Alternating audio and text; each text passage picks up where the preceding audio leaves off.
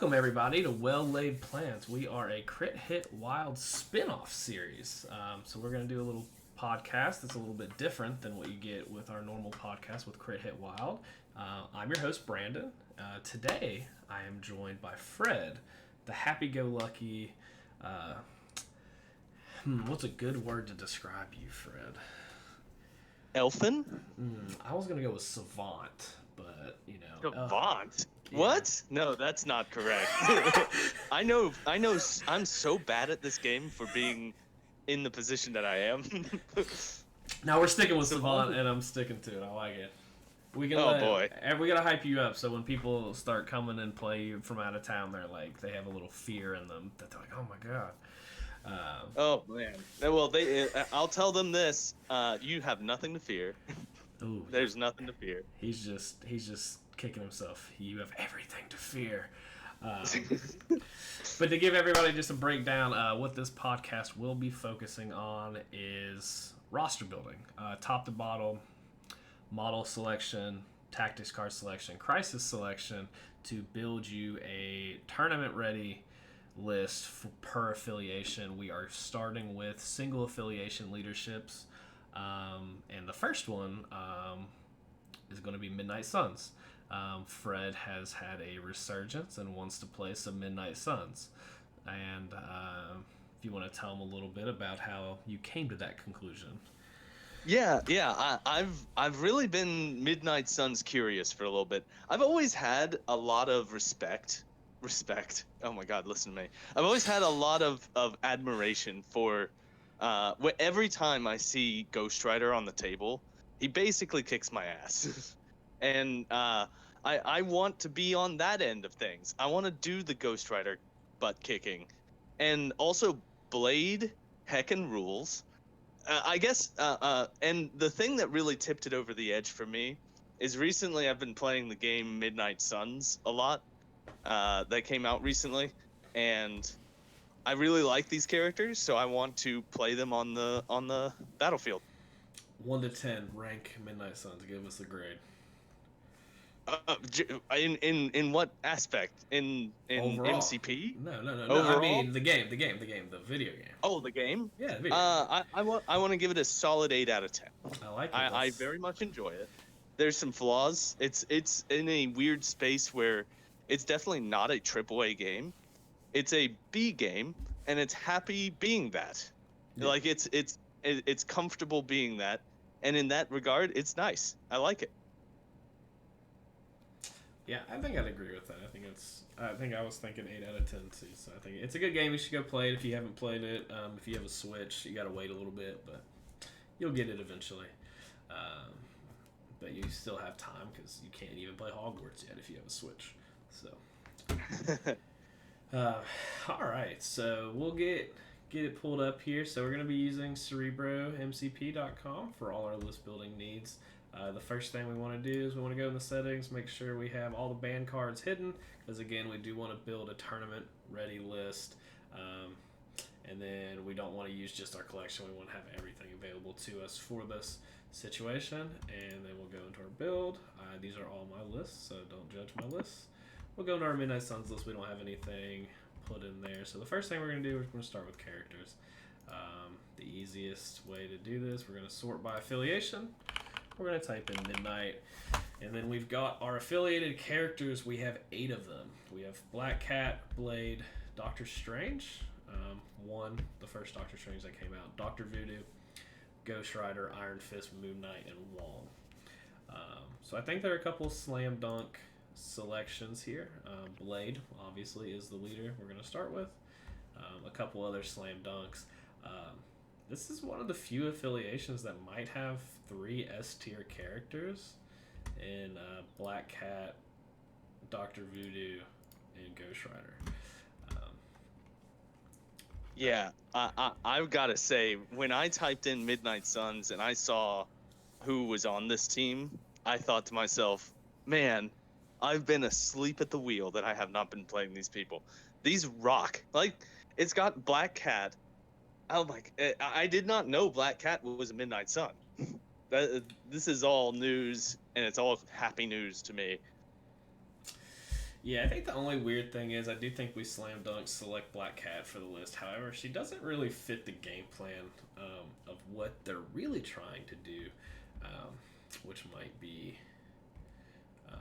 little. We might run into a little bit of issues, but I think for now, I think I'm going to add everybody to the list except for Doctor Strange. I don't believe there's a real spot for Doctor Strange 1 in Midnight Suns, and that's nothing against him. I think Ghost Rider is probably always your 5 of choice, and I don't know if there's a world you want to go 5-5-4 with Blade, Ghost Rider, and another 5. We might get to another 5 that fits in really well, but for now, I think Doctor Strange probably doesn't make the cut. But I do think Iron Fist, Moon Knight, and Wong are all better considerations. Overall, I'm not sure.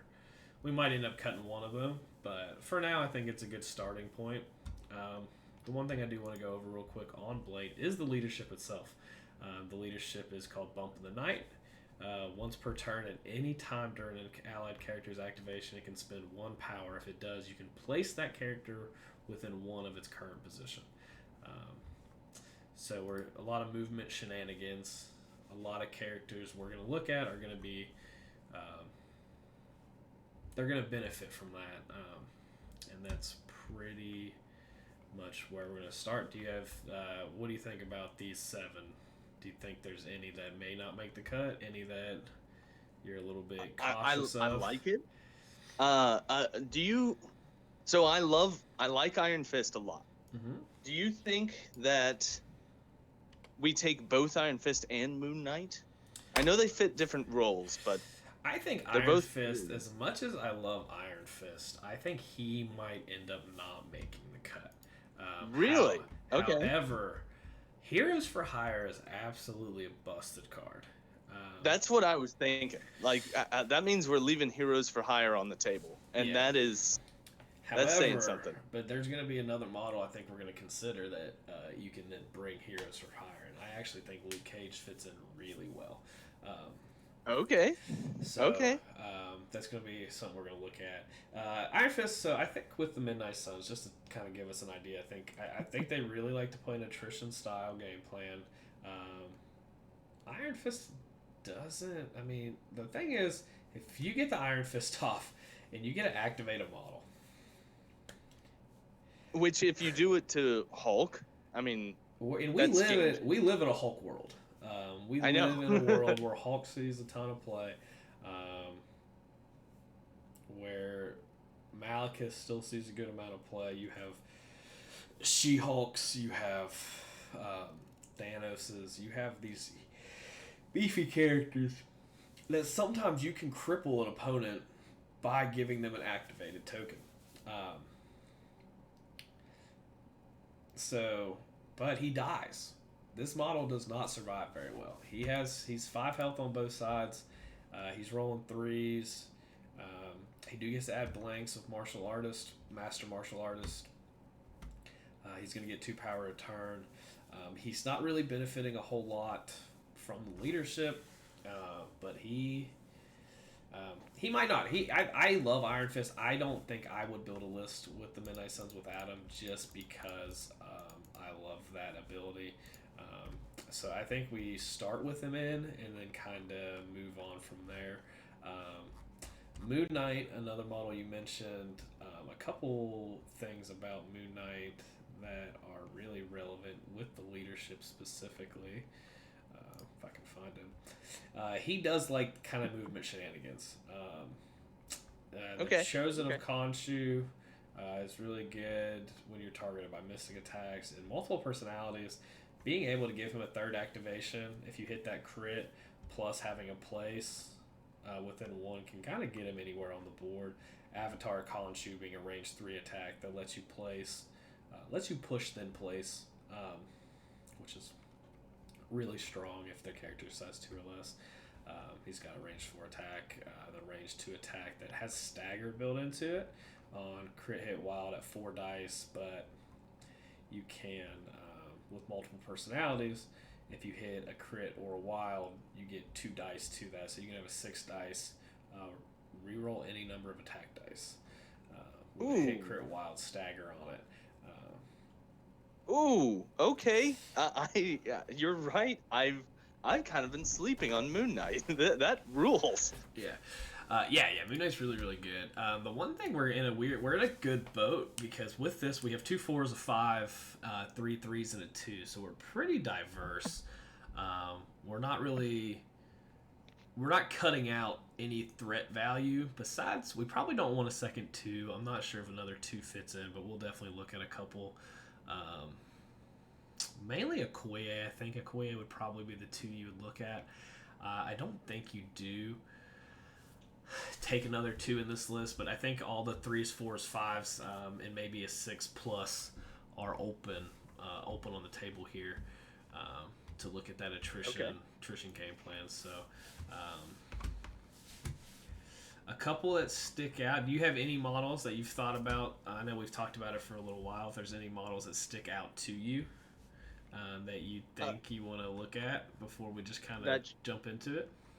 That should definitely be that are not affiliated. Yeah, not affiliated characters. Yeah. Well, I mean, this is a rote answer, and it's one that probably can be said for most lists. But I mean, if you're doing attrition, you got to talk about Venom. I mean, Venom, unless he just gets picked up off the table in one attack, he has one of the most survivable characters in the game, and he can just be a massive headache for your opponent. So, and that's something too. You've played Venom a couple times. What's the most annoying thing about Venom? The most annoying thing about Venom is that you can hit him and then he can hit you back and kill you. Yeah. But when you're playing him not being in range, our leadership allows him to get in range to do things a lot better and not cost him activations. Because you got to think about it. A place 1 move on a medium base is almost a big distance. It's almost the medium, like the length of the medium move stick from base to base. You see, this is why you're good at this particular thing. I think you and I are probably polar opposites in this, where you are good at abstraction of things like that, and I am not. This is me learning that's a great tactic. Yeah. Well, and that's the thing I've always kind of focused on in most games I've ever played is a little history about me. If you don't listen to the other podcasts, I've played a lot of card games, competitive, like hyper competitively. I used to travel around the country and play, and a lot of what I was very good at was the deck building aspect of it. So just kind of seeing and thinking about things that aren't really thought about, but those small movements are very beneficial. There is actually, I'm going to go ahead and add him to the list because I do think that's a really good choice. There's another web warrior that I think has to be talked about, and that is Ghost Spider. Oh yeah, Ghost Spider. So Ghost Spider has spider technique. It's her builder. It's range 2, 4 dice. After the attack is resolved, character gains power equal to damage dealt. If this character has already attacked the target character during its activation this turn, add 3 dice to the attack roll. The key thing we're looking at is if this character has advanced or been placed during its activation this turn. After this attack is resolved, it may advance long. Ooh, okay. So you're getting a free long advance just off your 1 power builder. So you can attack twice, 4 dice, 7 dice, and then move long for 1 power. That is a lot of movement shenanigans for 1 power. Yeah, and what that allows you to do is because I've played her in some Midnight Sun, so you get to then move long and then webline a character away from everything. So webline pushes an enemy character within 4 in line of sight towards this character's sword. This character can be pushed by the superpower only once per turn. But you can take people off points. You can move big threat models out of position. Because you can move long behind them in the opposite direction, now pull them away. So now you're pulling, say, a kingpin off the target and away. You're pulling Hulks, you're pulling She-Hulks. I mean, these people, they're going to be able to move back, but now they're spending their power doing other stuff. They're spending their actions to do other stuff. Um, Also, the lifesaver ability kind of goes with this theme, the attrition theme. When an enemy character targets another allied character with an attack within the character's line of sight and 4, you may use the superpower to push the target allied character towards this character's short, and then if you're outside of the range attack, they get the attack action back and may make another action. But being able to kind of pull people out, you definitely want to make sure when you're using that, if you're pulling people off points, try to save it for those characters you haven't activated yet, so you can get them back into position. And again, you're pulling them short. If you're in a good spot, like if you're on top of the point, now you're pulling them short. Usually, you can bump on a big base. Ghost Rider, you're probably going to be able to bump back on to that point. You're going to be able to bump these big base models back on the point. So yeah. I think so. I think that's a. I'm gonna go ahead and put her on there. Like I said, we're not gonna just have a 10. We're gonna make this list at about 15 models, or maybe a little bit more, and then kind of cut down and see kind of where we're at. Did you have any other? So how many models does that put us at? We're at 9 right now. So We're at 9. Okay. Yeah. Okay. I'm gonna sort by threat here. Let's go. We're not gonna do Dormammu. I don't think he's gonna do much. I've got another suggestion. Okay. I've pulled Going off of what you just pointed out with Ghost Spider, Kraven the Hunter also has an ability which lets him take a move after being placed during a turn. Okay, yeah. I'm all in on that ability. We'll come back to the character I pulled up on screen. Fred can't see my screen, so I'm just kind of... Oh, sorry. I'm just kind of winging stuff over here, so don't get a little crazy. We'll get Kraven pulled up here. Is it his builder that does that? Or... No, well, he doesn't... the answer is weirdly yes. Yeah, he doesn't have a spender. All right, yeah. Range 3, 4 dice. After the attack resolved, character gains power equal to damage dealt, and then it's the same thing, right? It's the exact. If you. It's just his medium. But it's the same. But it's the same thing, right? As Ghost Spider, if this character has already attacked the target character during its activation with a Kukri Strike, you can add 3 dice to this attack roll. So you can do a range 2 5 dice attack with elusive, which allows you to move short, and then a range 3 7 dice attack with a medium afterwards. Yeah, no, I'm all in. I really like that effect. I feel like it would be unfair of me. I have seen this on the table. Steven has used Kraven in Midnight Suns before against me, and it was very effective. Yeah, and I really like the Corner of the Beast and Expert Tracker abilities. And I'm not much of a Kraven the Hunter fan because his health pool is just that 5/5 is so scary to me because of the range 2 and range 3 attacks and not a ton of defensive tech besides the 1 reroll. But I do like Corner of the Beast a lot.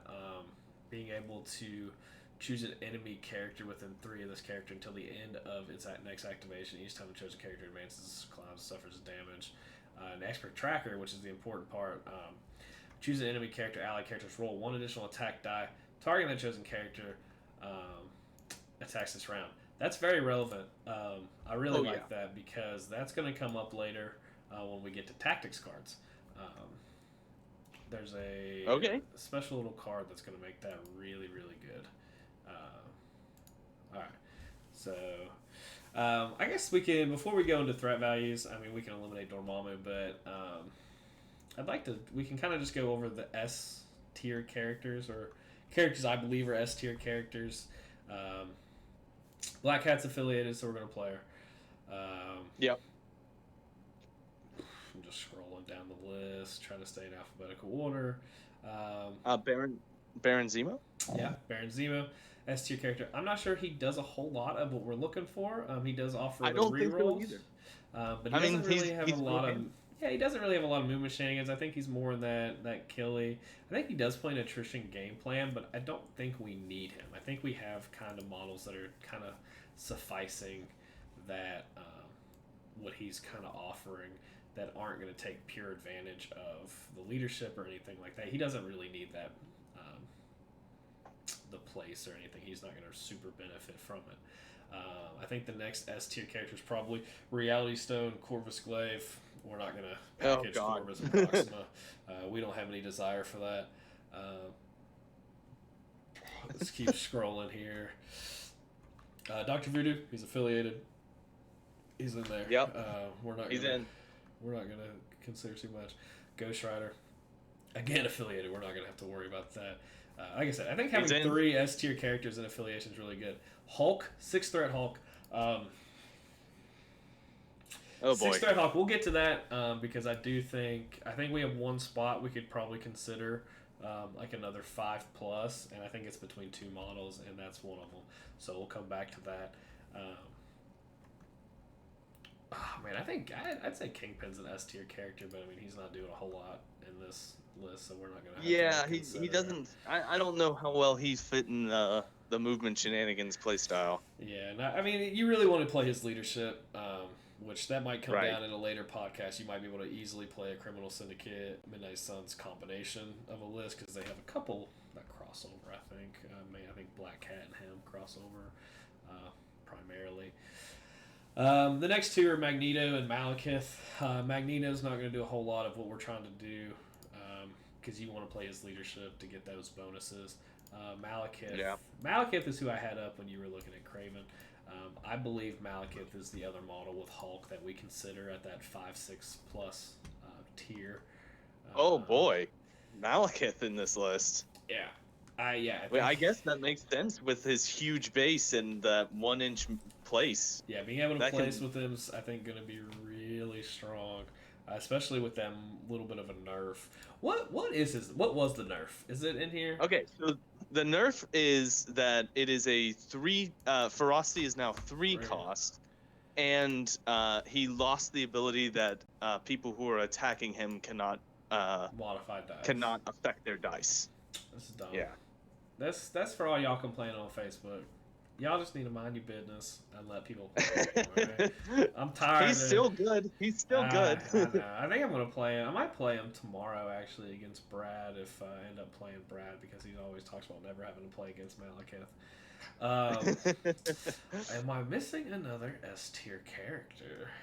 Ooh, Miles Morales. That might be close. He again doesn't really fit. I'm just saying as an S tier character. I don't think Thanos is what we want. Mainly because he's going to take our restricted spots with the stones and with his rocks. Yeah, and I don't want that. I don't need that in my life. Yeah. We already talked about Venom. I don't know if he'd make it S tier or not. That'd be a fun little debate we'll get to on our other podcast at another time. So I think those are your lump sum of your S tier characters. Spoiler for anyone who's been tracking anything I've been saying on the other podcast. That's what I believe are your S tier characters. Don't come at me. You can come at me if you want. It's not going to do anything. It's not going to change my opinion. I will listen to any argument anybody has for any model if they think they're S tier model.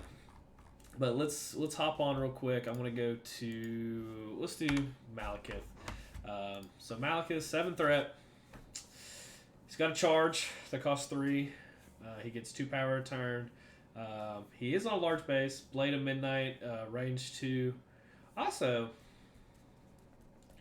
I would like this to be very clear. I think people forget about this all the time. So he's got his builder with Pierce, 7 dice, range 2. Second attack, also free, gains a power, has poison attached to it on a wild, is a beam 4. Mystic attack. And I think people just forget about that all the time because of how good his builder and his spender are. That Blood Will kind of like falls in. Like having a beam 4 is going to be really relevant. And that's something we're going to talk about on Hulk as well, is that beam attack. Because I think when we get to Crisis Selection, we're going to have kind of some E's and C's. I think that's we'll talk about that when we get there. Okay, and with Malekith's beam, with the Midnight Suns affiliation, you can more easily line that thing up. There's a good chance with this affiliation, if you can activate last. So when you're playing him, you're probably not playing Ghost Rider. So if you're playing Malekith, He's your big threat, and you're playing a 4 threat, and probably then the rest 3s at a high number. So you're looking at like maybe Blade, Malekith, um, Wong, maybe Moon Knight, Iron Fist. Um, that's a heavy hitting Okay. team. Having Wong be able to heal, you're not playing the Dark Council, so you don't have to worry about that leadership. Cloak of Shadows, also really good. After this character rolls attack, defensive dodge dice, but before to resolve critical steps, it may spend any amount of power. For each power spent, you can treat a skull as a crit. Super good. However, what he was getting at, if you can go last on like an E and they put 2 models in the center, you might be able to bump up and hit 2 models with Blood Boil, and now you have 3 power. Now you can ferocity. Mm-hmm. So now you've blood boiled, attacked 2 models. Now you're ferociting, you're charging up, you're on the center point. You're Blade of Midnighting, 7 dice with a pierce, builder, and throwing a character off the point. And he's immune to Hex and Stun. A pretty horrifically bad thing for your opponent. Yeah, and I think so. I think I'm gonna go ahead and put him on there just to consider him. And then we'll go to Hulk too, because I think Hulk's just as good. It's going to be hard to keep both of them. So Hulk he gains 3 power a turn. This is 6 power Hulk for all you spoiler people out there. Yeah. We now know there's a second Hulk. Yeah. But this is the old school Hulk. And we'll talk about it in a second. He's got strike. He's got your thunderclap. Difference is you don't gain any power off thunderclap. It's a beam 3, 5 dice, and it costs 3 power. So you're probably moving and then using it a little bit more of a variety for Malekith. Again, you're losing a point. What that does is the list we just mentioned allows you to take Dr. Voodoo at 19 over one of your 3-point models, which is really, really good. So that might be worth it in the end. Having the throw where you don't, the 2 power throw where you can throw size 4 trainer enemy characters. He's got the modify on Hulk Not Puny Banner. He gains the power. He also allows to every 4 damage on him, he gets to add a dice to his attacks. So he can get really big really fast. I'm going to go ahead and throw Hulk in there too, I think. 100%. Are you leaning either way on those 2 models? Okay, given what I know, I'm leaning towards Malekith. Yeah. That's my bias because I've never actually. I think played I'm with Hulk. you. I do think I'm with you. I think Hulk uses his power a lot more efficiently, and he probably isn't going to always have the power to bump. But he has He has a place anyway, so you might want to use that place instead of the bump, or vice versa, and you get to save a power. But again, that Thunderclap being range 3 and 2 range attacks, so you're probably placing, moving, and then striking, which is still really good on turn 1. It's just not that ultimate payoff, but it just gets, he gets better. One thing, we can go ahead and get this out of the way. There are rumors going around right now that when the Immortal Hulk drops, that Hulk is possibly, I don't want to say anything, I don't want to be that guy. He might not. I don't know. He might rotate. I don't even know. Yeah, he might. There's a lot going on. We don't know anything. And if you listen to the podcast, I've already tangented about that. I don't need to do it again. So I think we're both leaning towards Malekith, so I think we're in a decent spot with that. We'll run over the 5 threat characters real quick. Ulick, I don't think so. Thor, I don't think so. I'm no on the Sentinels. I'm no on Scarlet Witch. I'm no on MODOK. I'm no on Juggernaut. I'm hell no on Jean Grey. I'm no on Ebony Maw. Why? Both Doctor Stranges are out to me. Cassandra Nova's out. Cable's out. Black Bolt's out. Angela's probably out. I don't think we need her I don't think she's doing anything we don't need. I think Amazing Spider-Man's also out. The only one I think I would consider at 5 threat is Red Skull, Master of Hydra. Okay. But however, I don't believe we're taking Red Skull, Master of Hydra in any scenario over Malekith as far as the roster's built. Because again, this is also a model you're probably playing in a specific game over possibly Ghost Rider, and I'm not sure he's gonna be that model. I really like grunts. Is really why I like him. Yeah, and he has the best grunts. Yeah. But I mean, I think you're right that Ghost Rider.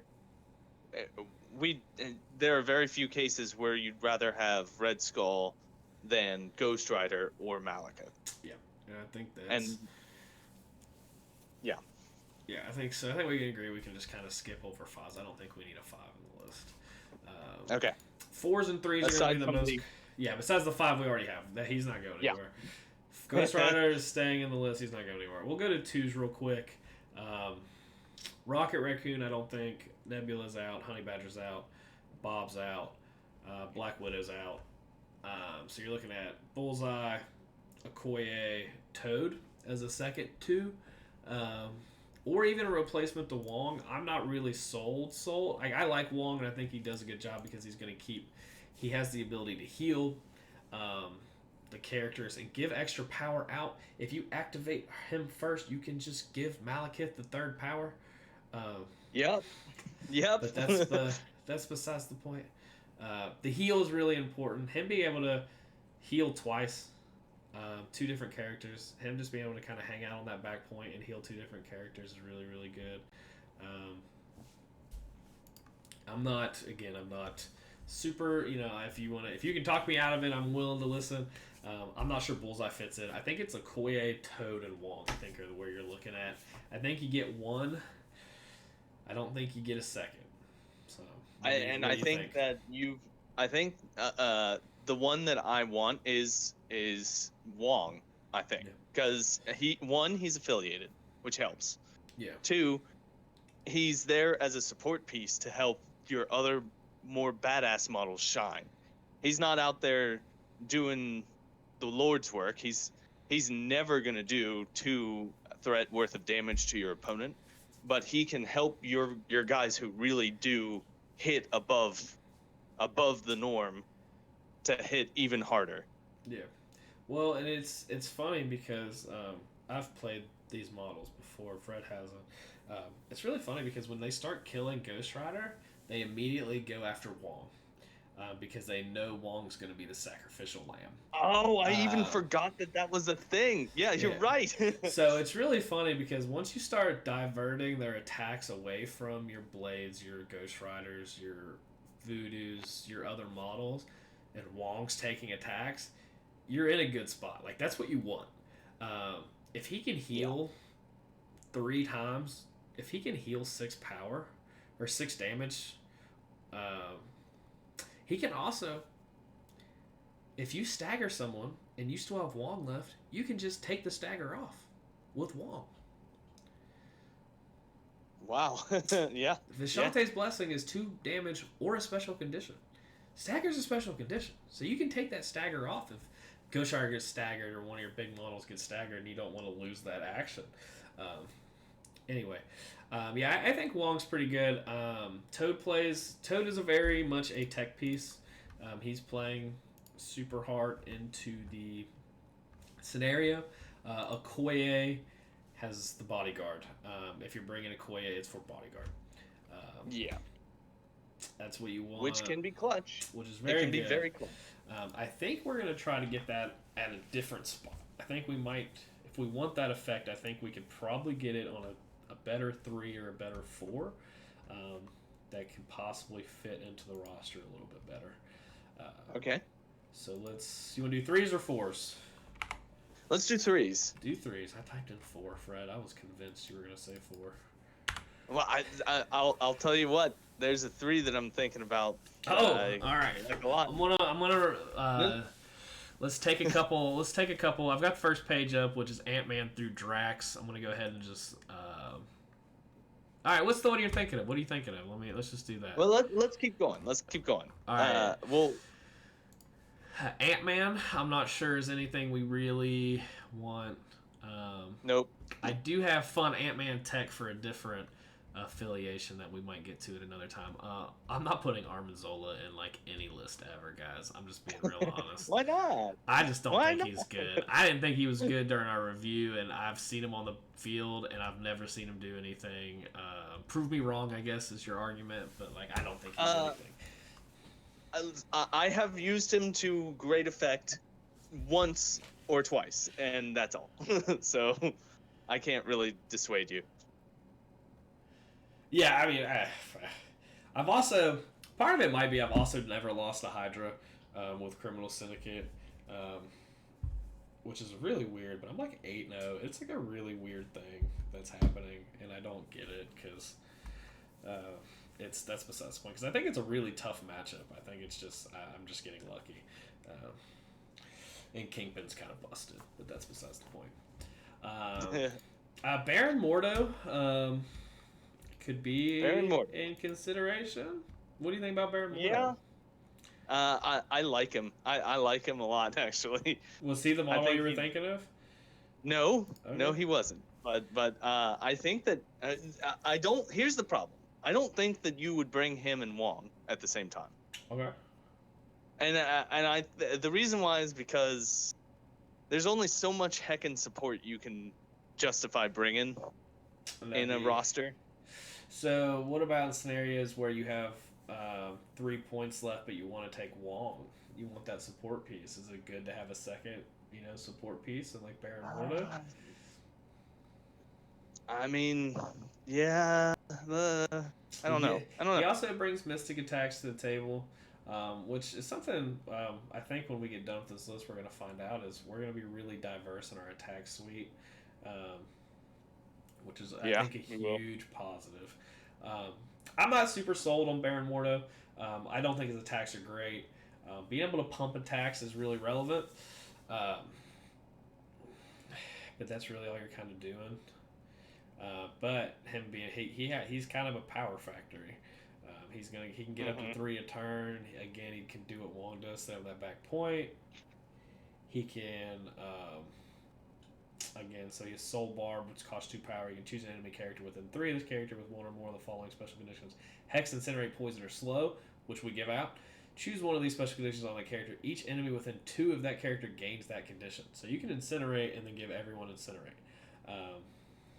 which can be really good for Soul Barb, which fits in kind of with this list. This was kind of one of the models I did want to talk about because I do think he kind of does some stuff we want to do.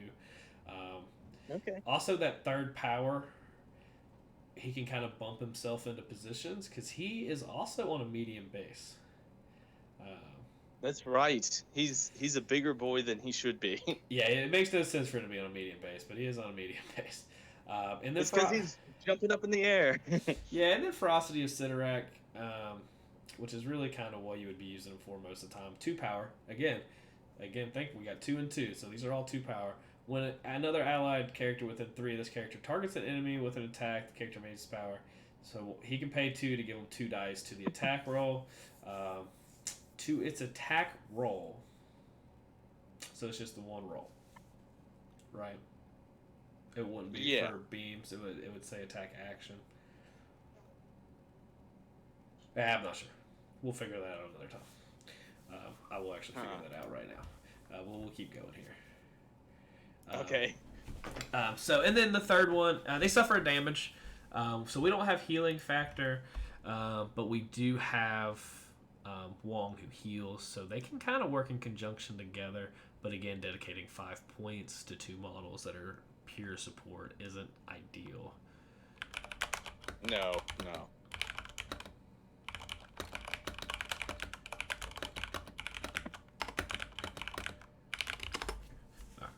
I guess I could have done that on my phone and you guys didn't have to hear me type. Sorry about that, everybody listening.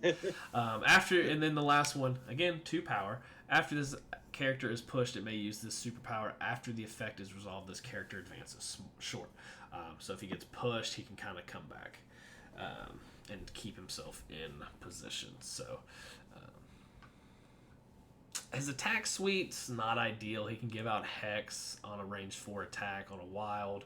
He can push, which is relevant on a range 3 attack. That's also 4 dice. It's also a wild. His spenders range 4/7 dice, 4 power, and then it gives incinerate and poison special conditions. So a couple key things going on, and he is 6 and 5, so he is kind of bulky for a 3-thick character. So what are you thinking on Baron Mordo? Yeah, I think you've turned me quite a bit. I think he's very good. So I think he's considerable. We can throw him in there. Yeah. Like I said, this is the part where we can kind of throw models together and we can kind of eliminate them later. We're not Okay. sold on anybody right now. We're just kind of making this list. Strucker, Zemo, and Beast I think are out. We already talked about Zemo. I don't think Strucker brings a whole lot to the table. I don't think Beast brings a whole lot to the table. Agree? Disagree? Oh, I agree. I agree completely. Yep. They're I don't think that you want to play the game where you have to keep your people within range 2 of someone just to get the most effect when you're as movement shenanigans as Midnight Suns is. Yep. And confirmed, it is just the first attack roll in a beam or an area. It would say attack action otherwise. So I was right. Okay. For all you people yelling at me in the comments already. Okay. So next on the list, Black Cat is affiliated. We're slam dunk there. Yeah. She's in. Black Widow, Agent of S.H.I.E.L.D. I'm going to go with no. I don't have any... Thumbs down. Yeah, I don't see any reason. You have a fart sound? Yeah, I think she's one of the worst models in the game. Hold on, fart sound. All right. So we have Captain America Sam. I don't hate it.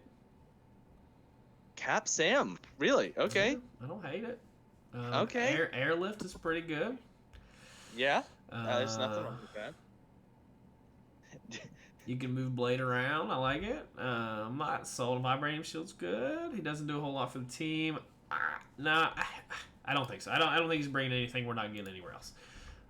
Okay. All right, so this one gets kind of quick. Clea, no. Crossbones, hell no. Crystal, no. Dark Star, maybe. We'll come back to that. Deadpool, no. Doc Ock, I don't think so. Domino, no. Drax, no. Gambit, no. We already talked about Ghost Rider. Groot, no. Hawkeye, no. And I'm not super against Hawkeye, but let's go look at Dark Star real quick. Yeah. Okay. 5 and 5. And she's got a very useful card for the Midnight Suns. Yeah. Now, I was gonna bring that up because I do really like her card, and she has a place. She can place 2. Yeah. So we can get more movement shenanigan-y. Her second ability, they cost 3 power. She doesn't get power super easy, which kind of stinks because she doesn't. She has a one. Her main attack, her free attack only gets her 1 power. So I don't know. I'm not super sold on her. What do you think about Dark Star? I don't think she's. I like Dark Star a lot. I don't think she's worth the spot. Maybe a little. I kind of throwing a little of the same. Too much of the same in the. Except for the card. Okay, hold on. Before we move on, we have to talk. The card gives. Oh, I don't have it pulled up, but it gives all of the people less energy defense around her. Is that correct? I'm looking at it. Dark Star.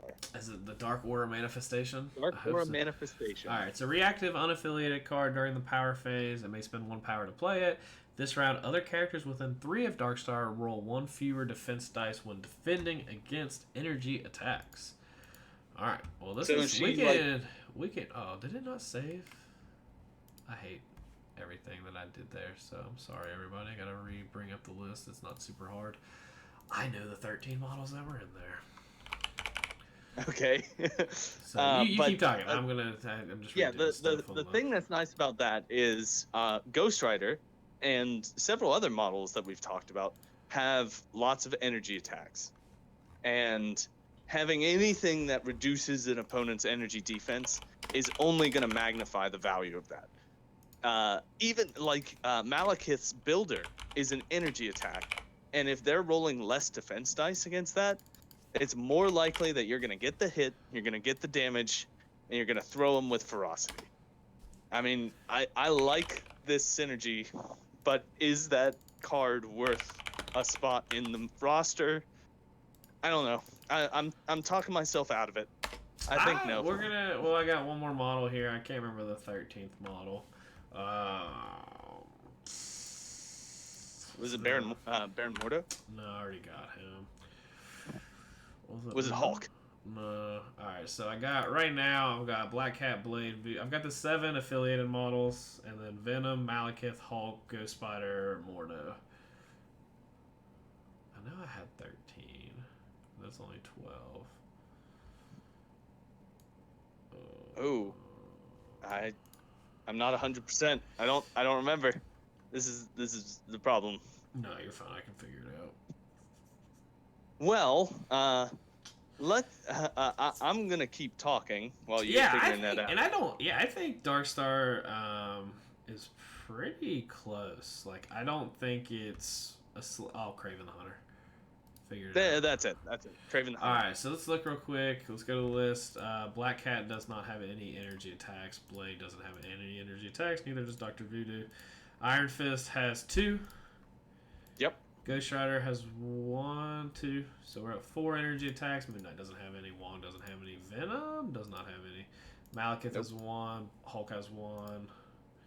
Ghost Spider doesn't have any. Mordo doesn't have any. Craven doesn't have any. So we've got 1 on Hulk, who might not make the roster. 1 on Malekith. 2 on Ghost Rider. 2 on Iron Fist. I don't know if we have enough energy attacks for that to be all that relevant. Yeah. Okay, that's fair. So, she also has energy attacks. Yeah. Well, because we're looking at it right now, so we got to stay affiliated. So we're gonna have to play probably at least 3 affiliated models. Blade doesn't have any. Ghost Rider does have 2, which is relevant. Is very good. And again, if we're not playing Ghost Rider, we're playing Malekith. The way we're gonna, or Malekith or Hulk, the way we're constructing it, which essentially we lose a energy attack. Yeah. Iron Fist has 2. You don't really need them to roll less dice on the Iron Fist, so I'm not going to really count it. Chi Strike is a range 2, 5 dice. I think I've talked myself out of it. Yep. I don't think she makes it. Yeah. I don't think she makes it. All right, we can move on. So we did Deadpool, so we're down to Heimdall, Hood. Heimdall. I think Heimdall's good. I think he's great. Yeah, and Guardian of the Bifrost allows some placement shenanigans. He was one of the ones that I was. He's why I wanted to do 3s. Okay. To be honest. Okay. Yeah, I think Heimdall rocks. I think he's unbelievably good for 3 points. I think he's, and he also gives you extra presence on pay to flip objectives, which is something that I don't know how Midnight Suns is. How Midnight Suns acts on pay to flips, but pay to flips have been a bane for me in the past. So having someone to help do pay to flips would be just magical. And I think that he would totally fit with the movement shenanigansy-ness of the Midnight Suns. There is a pay to flip I think we're going to definitely consider. Okay. And so that's always good. The movement shenanigans allow you to get to multiple pay to flips and play a very scenario-based game. I mean, Ghost Rider can get to almost 3 in a turn with like 4 power, which is insane on like a box that could be. But he's got some good abilities, getting 2 power a turn, and being able to strike if you get close to him. Being able to place somebody within range 4, within range 2 of its current position, for 3 power. I see him. Did you never played War Machine Hordes? Did you? I played Hordes. That's actually I never played War Machine. I only ever played You played Hordes, really? That's the only thing I ever played. Yeah, there was a dragon team. So yeah. Yeah, the Everblight. Yeah. What Heimdall reminds me of is an ancestral guardian from Scorn. Okay. And because even with the horns and everything, with the ability to do the clap back whenever someone comes too close to you. It's real handy. Yeah, I mean, it's also being able to reroll dice is pretty good. I really like it. Yeah, I'm definitely willing to put Heimdall on the consider list here. Yeah, let's put him in the considerations list. All right. I don't think we need Hood. I agree. I don't think we got Wong. Yeah, I don't think Iron Man does anything. I think Lockjaw was someone to consider. However, I think we've kind of filled that with better models, so I don't think we really need to consider Lockjaw. Okay. Lizard, again, I'm not sure he's doing a whole lot for us. Luke Cage. I love Lizard, but Luke Cage. I'm a big Lizard guy. Luke Cage is someone I think I want to put in here on the to be considered. He has a terrain throw and he has a bodyguard. I mean, he's got more than a terrain throw. He's got a character throw. He does have a character throw. Oh, sweet Christmas. Yep. And he has damage reduction. I'm big on him. I think if there's a world where we end up cutting Iron Fist, we keep Luke Cage and keep Heroes for Hire. I think Heroes for Hire is good enough that we want that card, and having two models that do what we want to be doing, I think is really relevant. Also, Luke Cage being able to take advantage of the bump to stay in position is really relevant. Yeah, Luke Cage. He rules. Yeah, I love Luke Cage. I don't think Magic fits in here. Miss Marvel, I don't think fits in here. Okay, hold on. I can't let this go by. Mm-hmm. I agree. Magic.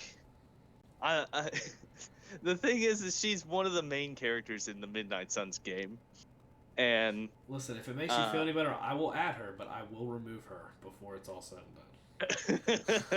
Okay. You know what? Yes, that does make me feel better. All right, I got Go ahead and do that. Because she does do things that you want to be doing in Midnight Sun. She gives you that variety of attacks and mystic and energy. She gives you some decent defense. She has placement shenanigans. However, she never needs your affiliation bonus because she can always bump 1. Right. And if she wants to bump 2, she just pays 2 power. So she never really does it, and she doesn't get any real advantage from it besides a little bit of movement shenanigans. She's also very fragile, but I do like Magic a lot as a character in the game of MCP me too. and the game of Midnight Suns. So yep. I'm not going to be... I'll put her on the list. I'm not going to be mad if you want to play her. Like I said, the models I think we're going to put, if there's different selections you want to make that selection, test it, see what you like. Mysterio's a no. Mystique, no. I'm going to go no on Nick Fury and the Howling Commandos, and I kind of tried to talk myself into this during the day. But I don't know how much I am on that effect, because I like the combination of him and the Commandos and Winter Soldier. We'll get to Winter Soldier here in a little bit, because I'm going to want to consider him too. Anyway, okay. Proxima Midnight, no. Punisher, no. Pyro, no. Quicksilver, no. Red Guardian, no. Shuri, no. Sin, no. Scourge, no. Miles, no. Star-Lord, no. Storm, no. Supergiant. Supergiant's Hell bad, no. guys. Yeah, like, I just don't play that model. Like, she's bad. Taskmaster, no. I think Taskmaster would be a lot more of consideration if he was affiliated for... I mean, he kind of is, right? Because he's... I mean, he would be affiliated, right? Because doesn't he have the same thing that Winter Soldier has? Yeah, which is exactly why, because he's not better than Winter Soldier. Fair. Right. And then you have Blob, Human Torch, Valkyrie, Viper, War Machine, Wasp, and X-23. I don't think any of them do a whole lot of what we're trying to do. Winter Soldier's I think the last model in 3 that we're going to look at. Yeah. Because you probably look at him with every list build. You will probably say, let's look at Winter Soldier in every episode of this show. Yeah, and I think I feel like I did not... I think, did I say he was an S-tier model? Because I feel like I probably should have. I feel like he'd be I do not think you did. And he'd be real and close. I think he probably should be up there. I think he'd be real close. He is squishy.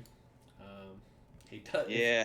He does die, which is kind of problematic. We might run into why he doesn't end up making the cut, I think, once we get to tactic cards and crisis cards, because he might just kind of be in the battle a little too much, and that's not really where he wants to be. But the rogue agent might be really relevant. I think that might come up, because I do think this might be a list. This is we'll get into that in a little bit because um, one thing that's gonna come up is there's a tactics card for the Midnight Suns that allows all Midnight Suns characters to make a free attack. Yeah. Oh god, So this card. so you're really gonna want to play affiliated characters when they have really good ones. So it's kind of hard, but you don't always want to shoehorn yourself into a tactics card, even if it is one of the best tactics cards in the game. So let's go Midnight ahead. Sun, who have access to two of the best tactics cards in the game, probably. Yes, they do. It's good. So we'll go to 4 threats. We'll just go ahead and get right into it. We've got Agent Venom. No. Yeah, I don't think so. I don't even. Just quick read of the character now. Ancient One, I'm going to go no. I'm a big Beta Ray Bill fan. I am too. He's real heckin' good. Yeah. Does he fit? I mean, he has a variety of attacks. He gains power. He's on a medium base. He makes things that fly cry. If you attack him, he can move again. He's real good. He might need to be considered. Okay, put him in there. Schlep him in. All right, and I think we might be able to just speed run through the rest of the 4s. I'm not sure there's another 4 we really need to consider. Black Dwarf, I don't think so. What about go ahead and speed run, but what about Medusa? Okay. Yeah, I didn't get that far down the list. I stopped at okay. L's. So Black Panther, no. Black Swan, no. Captain America, no. Captain Marvel, no. Carnage, no. Colossus, Corvus, Crimson Dynamo, Cyclops. Daredevil, no. Elektra, no. Emma Frost, no. Enchantress, I don't hate. Enchantress? Why'd you stop? Keep going. I don't hate Enchantress. Keep going. She does things. All right, I'll keep going. Green Goblin, no. Hela, no. Killmonger, no. Kingpin, we already talked about, no. Logan the Wolverine, no. Both Wolverines, no. All 3 Wolverines, no, actually. Loki, no. Mr. Sinister, no. Nick Fury, no. Omega Red, Psylocke, Red Skull, Rhino.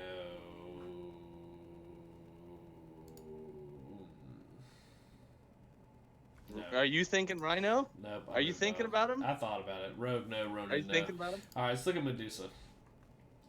Let's look at Medusa.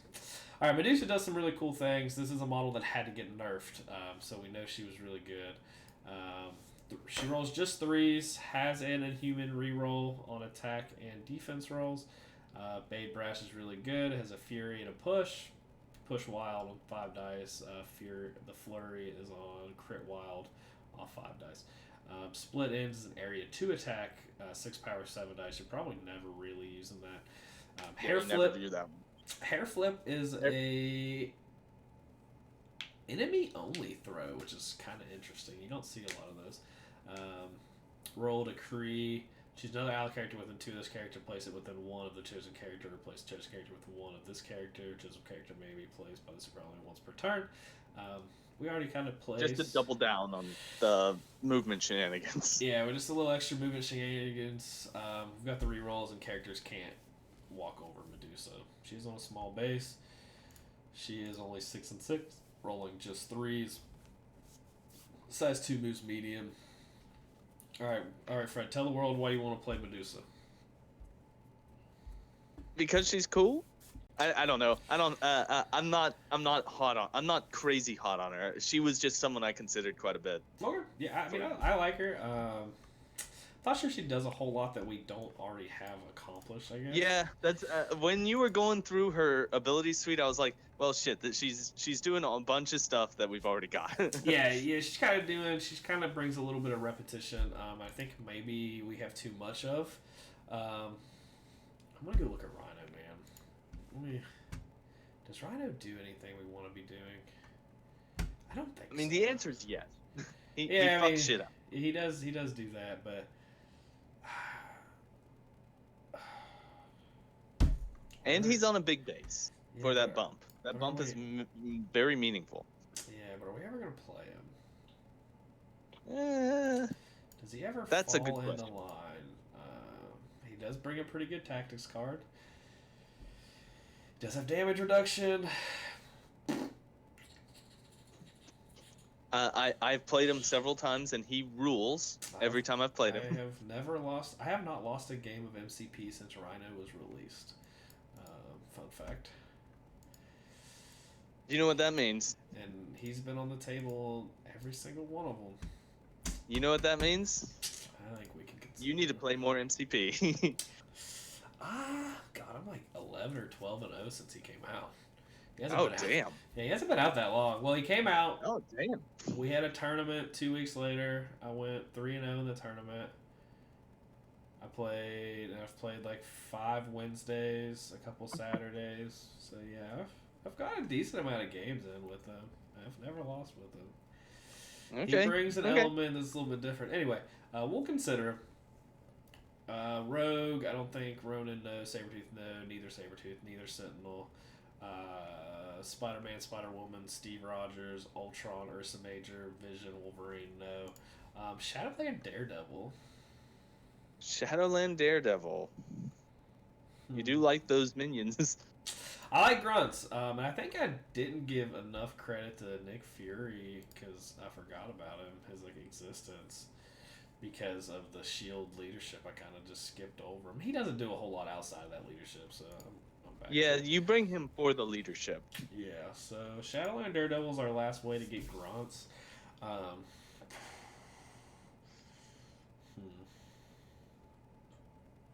don't know. I'm not sure he does. I don't know either. I think he would fit. I think he'd fit. Yeah, I'm not sure I've ever had an issue with him not being close. Having stealth and radar sense is really good. He does attrition pretty well. Demon's Devastation is really good. You know what? I want to consider him. I do think I want to consider him. You know what? He's just naturally good for 4 points. I think he's undercost. I think he's great. Yeah, so I agree. I think he's really good. So we got 20 models. That is real high. Real high. That's real high. We gotta cut some of these efforts down. All right, so before we do that, we're gonna just go ahead and do tactics cards. We're gonna do tactics cards. We're gonna do crisis. We're not gonna do crisis completely, but we're gonna do tactics cards. I want to because I think we keep mentioning all the tactics cards that are available to the models that we put on the list, and I think we need to have those readily available while we're making cuts to see what we're doing here.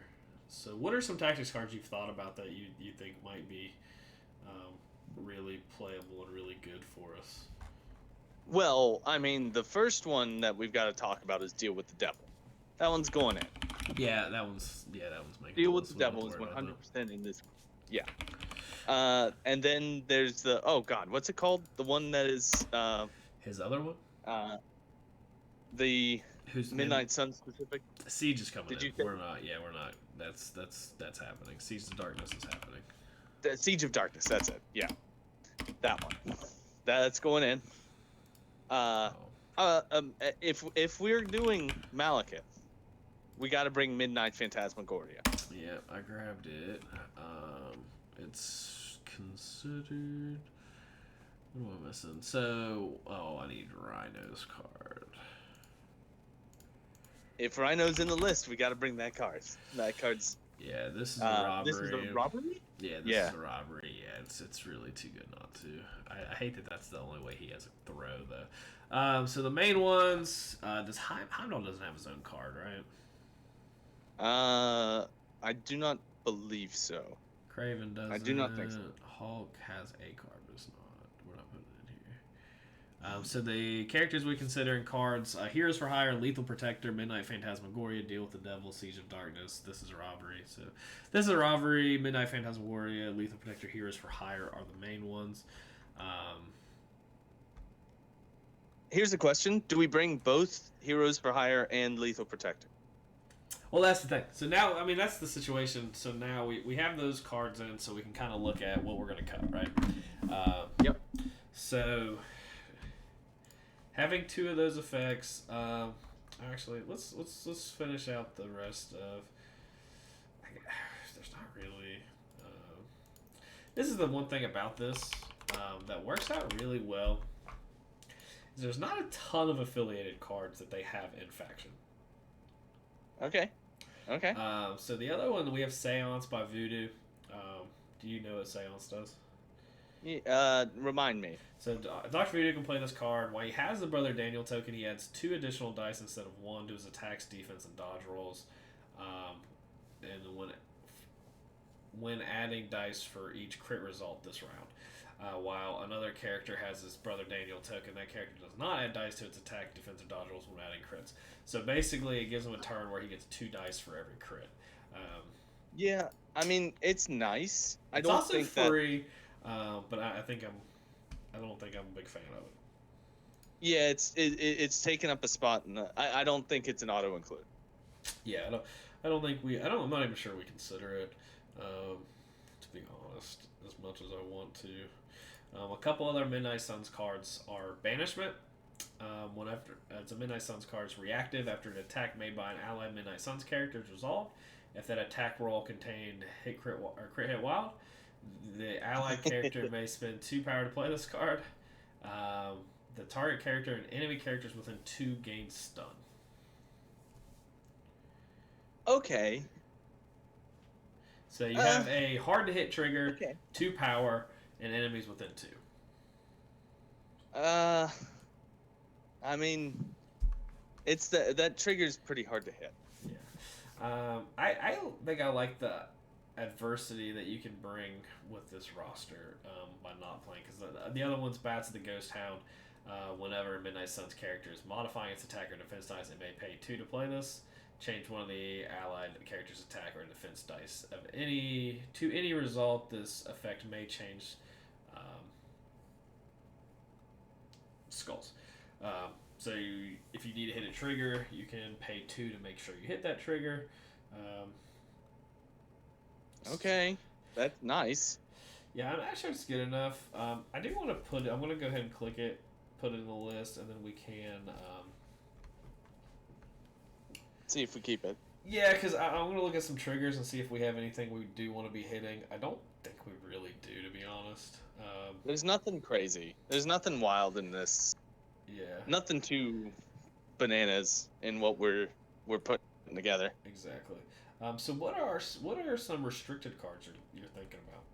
I mean, we got to talk about Brace, and we got to talk about Indomitable is restricted too, right? Correct. Which one do you think would be better? I think Indomitable is better. I tend to agree, but I use Brace much more often. So Indomitable prevents them from being thrown or pushed. Right, it prevents it from happening in the first place. Yes. Which I think we are kind of going to be playing a scenario where we really want to be kind of protecting our position. But we can always go back to where I mean, not back immediately, but we have the bumps to help protect our position. That is true. I don't know, I'm not sure it's wrong either way. I'll go ahead and I'm going to grab Brace. I'll grab Indomitable when I get down to it. There's a lot of tactics cards, guys, so I'm just kind of scrolling through these. Yeah, there's a pile. Seeing what's going on. If there's anything I'm not thinking of, it's Craven. Is Craven's card any good? Oh God.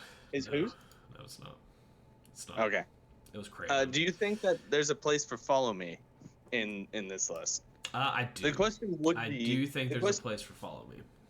Okay. The question would be, is there anyone who would regularly be sitting on 6 power that they don't need to spend? That is interesting. So I think we'll get to that because there is a character I think that has a lot of power a lot of the time. Okay. What about Gamma Launch? Oh, I mean, if we're bringing Hulk. Yeah, I think we consider Gamma Launch just because I think it's really good. I'm going to go ahead and click Follow Me too. Okay. Ghost Riders also has Highway to Hell. I don't think you need that card. I don't think you should play that card if you're trying to play a competitive list. Yeah. I don't. It's 3 power. He has enough movement shenanigans with the Midnight Suns. I don't think you need that.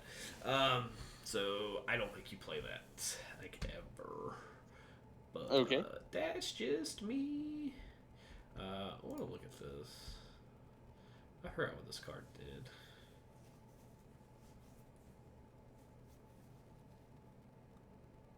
Oh.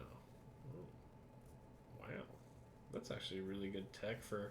I was looking at Grievous Wounds. During a character's activation, when it targets an enemy character with an attack, it may spend 1 power to play this card. If the target character is dealt damage by this attack, the target character cannot have damage removed from it this round. Okay. So Okay. would that just flat out stop the Immortal Hulk? Oh, well, no. Would it? Wait, So. hold on. Is that Immortal Hulk tech? I think so. Did you just find something? We'll talk about that later. We don't need that right now. Anyway. Yeah. We'll talk about that when we record the Immortal Hulk episode. Yeah. We might have a spot. I'm gonna go ahead and put it in. We might have a spot for it. Okay. Just because, and there's a lot of healing factor too. X-Men's really good. There's a lot of healing factor out there, so don't we got to keep some stuff considered that we don't need those Iron Fist cards. They're not very good. Magneto cards. So any other cards you've thought about? We don't need mission objective. What about just patch up? Just for a big patch up guy. Patch up goes in every one of my lists. It's super useful. I like patch up a lot, especially when we're playing this attrition game. So I think patch up might be good. Put in there. Let's see. There was one other card. What was it? What does this do? Is this what? Is this the one? No, that's not the one. No matter the cost. No matter the cost. Oh, come on. I mean, come on. Alright. Come on. Alright. Seance, we're not gonna do. Nah. What is this? Oh, this is that. No, never mind. Don't play that card. That card's bad, guys. I can't even. I don't know what you're talking about. It was the Shadowland Daredevil card. Shuriken, like Arashi or whatever. The attack card. Yeah, that is bad. It's bad. That is bad. Uh, there is a very good card in that is Criminal Syndicate affiliate, but yeah, it's not that one. I put Smash in there. I think Smash is worth considering, depending on what we play on the big guy. The big guy. Yeah. I think we're both leaning towards the same big guy, so it might be a waste of time, but that's besides the point. Yeah, I think so. Versatile strategy. That's not what I want. Warpath, I think, is the one I was looking for. Are we through all the? Warpath is the other. I got Warpath. After an attack that damaged an allied character's resolve, the damaged character may pay 1 to play this card and moves small. I don't hate it. Okay. I don't hate it. I like like I said, we're playing a lot of movement shenanigans. I got 15 tactics cards, 4 restricted cards. Okay. Patch Up Indomitable will follow me and Brace for Impact. Man. So how what about Follow Me? Like what you said that there was a character who might Ghost Rider has power all the time. Really? Okay. Yeah, all the time. That's a character that you're usually activating last, and he has power, especially in the later rounds. He stays strong. Well, but if you're activating him last, then Follow Me has no effect. That's what I'm saying. But you can, so you activate him last. Say you can save 5 power, then your next turn you have 6 power, and now you can Follow Me right off the bat. Okay. So you don't have to use, like, you can kind of Follow Me at the very beginning, and being able to Follow Me with, Blade or one of the other big guys, or just anyone really, just being able to Follow Me. I'm not sure it's worth it, because I think Brace, Indomitable, and Patch Up are more valuable. Yeah, I agree. I think that Follow Me is nice tech, where Brace and Patch Up have saved my life. If you play in a meta where you don't have a ton of throws, which Fred does not, because I only play throws. And we'll get that to a later episode when we do Criminal Syndicate. But I have, I think, like 8 character throws. like 8 characters that throw characters in my list. I don't mess around. I'm throwing characters, guys. You go to hell. Yeah, I'm throwing people. I ain't playing this roll dice game. You can roll dice and figure it out on your own time. So Fred doesn't play in this meta, so I think we need to keep Indomitable or Brace. So I think we can go ahead and swipe and remove Follow Me. But if you don't play in a very throw heavy meta, if you don't have a lot of Criminal Syndicate, if you don't have a lot of Brotherhood, I think that's a card you should consider and possibly play. If you have a lot of X-Men, if you have a lot of Shield, Hydra, they're not throwing stuff.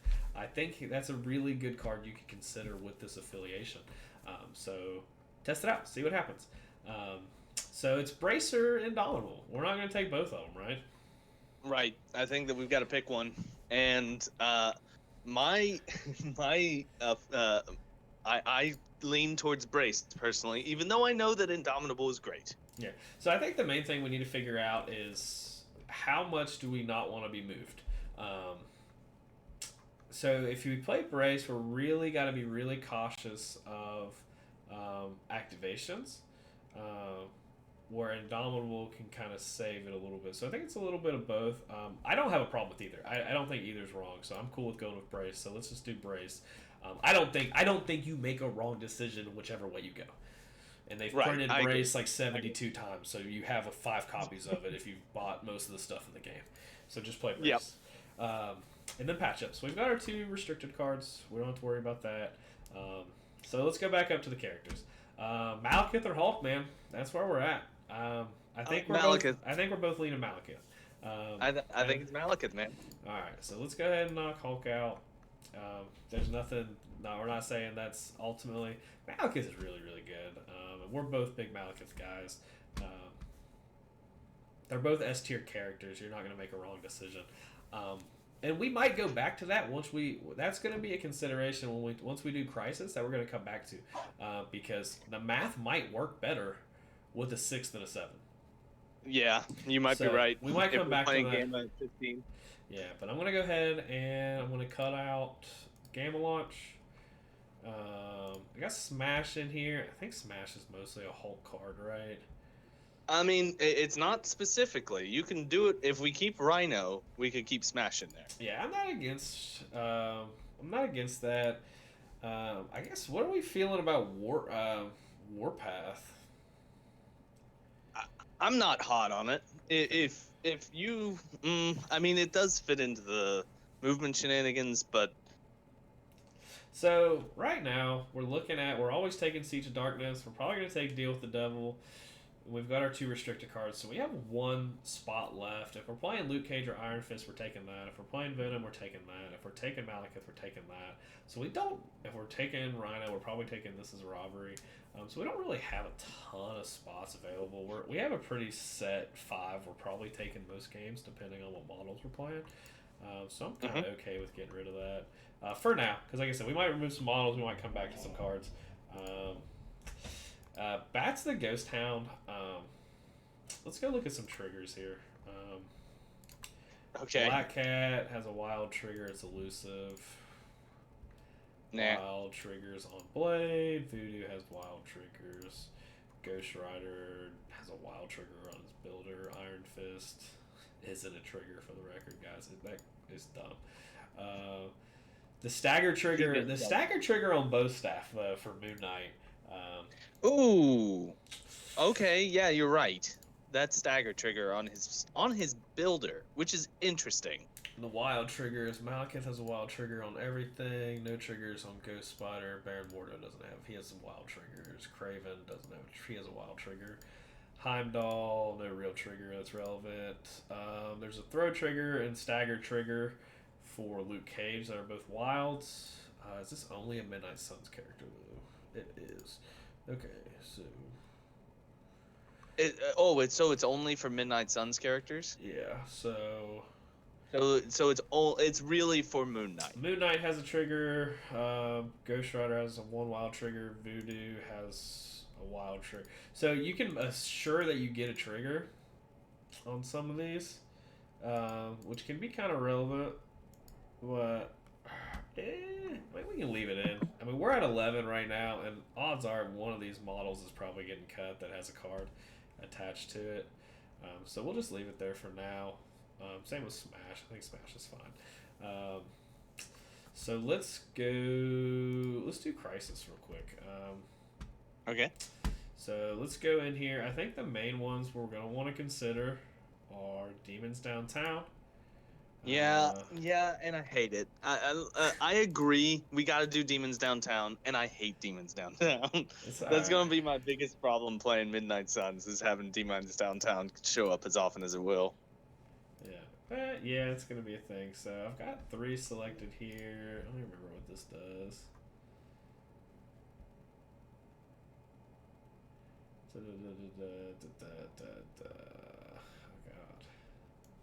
Okay, so can I guess what 3 Yeah, secures you have prepared? I'm ready. Gamma, Yeah. Demons Downtown, Yeah. and Sword Base? Deadly Meteors.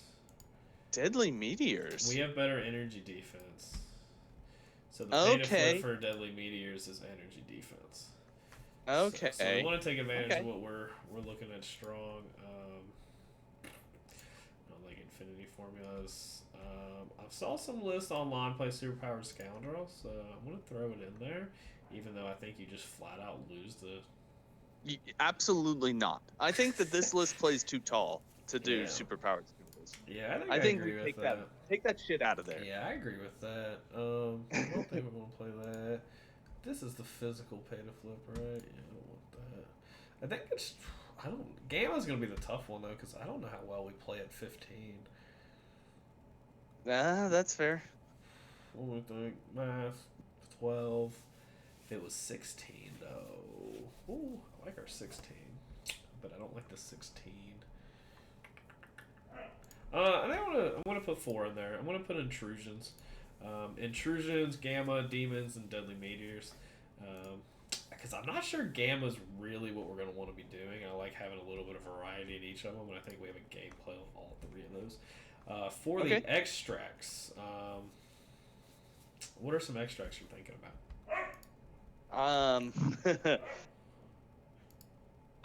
I like Mayor Fisk. Personally, that's a secure. That is a secure. You're right. Never mind. Because I was thinking of civilians. Yeah, let's go back. No. Never mind. No, don't put that in. Yeah, it's also that's a 2-point. That's a 2-pointer. I don't. That's 4 total points. I don't hate it. 18. Wait, what's the point? 16. I don't hate it. Yeah. Forget I said that. All right. That was wrong. That was incorrect. All right, what's some extracts? So we got Alien Ship, Deadly Virus, Fear Grips, Mutant Extremist, Paranoia, Research Station, Scrolls, Spider Infected, Struggle for the Cubes, and Montesi. What about Scrolls? What about Scrolls? What are you thinking with Scrolls? So 20 points. There's 4 Scroll Agents on a J map, which is a new map, which is a pretty weird map. You get 1 VP for each Scroll Agent held by the character during the cleanup phase. You can only you roll dice equal to physical defense if the result does not contain a crit or a hit, a crit or a wild. Then the opposing player pushes this character short. My thinking is that we could use the Midnight Suns. We can get out. We can get out of that a lot better than most people can. I like that. We're really good. Yeah. All right. Spider Infected, no. I don't think we want to play cubes either. What about Fear Grips? What about hammers? I've got hammers selected currently. I do have 4 selected. So I like... let me look at this one. I don't think I've ever read this, guys, so give me a second. Which one? Paranoia. Oh, yeah. It's weird. You could get multiple points from a single thing. Pick up a disturbance. Character only hold 1 disturbance at a time. When a character picks up a disturbance, if there is not another allied character within 2 of it, suffers damage during the cleanup phase. If 1 or more characters holding a disturbance within 2 of another allied character, those characters controlling the player scores 1 VP. I don't think that'll do well for us, so Yeah, I don't either. That is a X-Men nonsense card. Yeah, that's you're playing really wide at that one. Mm-hmm. I actually like that for Criminal Syndicate, so might consider Yeah, then stop reading it. No, you didn't read that. that. That didn't happen. I kind of like that. All right. Senators. No, I'm not playing Senators. F Senators. Yeah, there's 6. Not a fan. Alien ship being 17. All right, so right now, Deadly Legacy, Fear Grips, Scrolls, and Montesi are the 4 I have selected. Okay. Well, what's your thinking on Montesi? It's an E. So it'll match up with the. We also Midnight Suns have good Mystic defense, so we're in a scenario where we can take advantage of it by getting that beam 3 attack that's 6 dice, but we're not punished if the opponent has that spell book. Okay, I that is fair. Here's the thing I find about Montesi, is that unless you're playing a character that or a faction that is devoid of mystic attacks, you usually don't use the. I mean, it's a beam, which is nice, but you usually are. I think that if the opponent picks up those books, they're just not going to attack the Midnight Suns because they have pretty good mystic defense. Exactly. So it's not going to hurt us. Okay, yeah, I guess that's true. So I just made your point. You did, yeah. So the argument's really that it's not going to hurt us in any capacity, but most teams don't have good Mystic defense. Okay. So we're rolling pretty hot. Blade rolls 4, Voodoo rolls 4, Ghost Rider rolls 4, Malekith rolls 4. These are all models that are going to be in the game and probably on the table most of the time. The rest of them are rolling 3. We don't have a 2. A lot of lists, I feel like you get stuck with you have somebody who rolls 2. Like Rhino rolls 2 Mystic defense. Like Beta Ray Bill rolls 4-4-3. There's a lot of characters, Bucky 3-3-2. There's a lot of characters that see a ton of play that have a worse Mystic defense. I don't think we get punished by playing it. We keep it down the middle, low points, and plays towards that attrition game plan. I think it's between that and Deadly Legacy Viruses for that last spot. And I think... Can I just say... Yeah. I don't think... I don't like Deadly Legacy Virus. I think that it is fine. You don't play enough Black Cat. That's the thing. That's what I was about to say, is that we've got Black Cat in the list, who is basically built to play Deadly Legacy Virus. And the point that I think I was building up to is that maybe we cut Black Cat and Deadly Legacy Virus. I don't think that's the correct way to build up to anything. I don't think that's right. Why not? We gotta make some cuts there, bud. All right, all right, that's fair. I don't think she's the cut we make. Okay. Maybe. Listen. I know she's good. It's not the cut we make. It's not the cut. I've played her a lot. So I think this is the thing. I think if we keep her and Rhino, I think we play Deadly Legacy Viruses. Okay. I think that's really where we think. I think otherwise we just play Montesi. Okay. Okay. I think that's where we're at on that. As far as the secures are concerned, I think Gamma. I don't think we play Gamma. I think we just play Intrusions. I think we want to play kind of that higher number count. So we'll have 19, 19, 17. Because I think those lists. I think we're playing that 20 just for 20 points, and I don't think I like that. I think I want to play, and we'll go over the list stuff when we get done with that. All right, let's go cut some models, man. Blade, Voodoo, Ghost Rider, Moon Knight, Wong, Malekith. So we have 6 that were good. 5 affiliated, 1 unaffiliated. I think you want to be... The goal is always going to be around that 5 to 6 affiliated models, 4 unaffiliated models. I think that's a good place to put your list. I think that's where we're at. So I think we do need to cut 1 affiliated character. And then look at some of these other characters. Okay, now that we've gone through this journey, I think we cut Iron Fist. All right, we're also cutting Magic.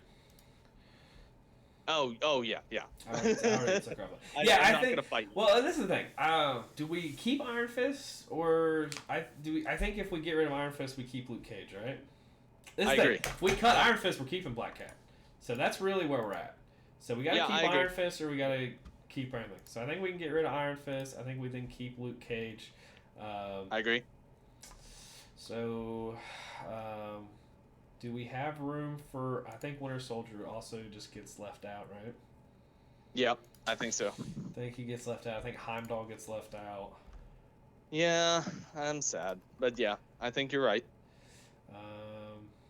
So I think we may have room for 1-4 between Venom, Beta Ray Bill, Rhino, and Shadowland Daredevil. I think Shadowland Daredevil is going to miss the cut.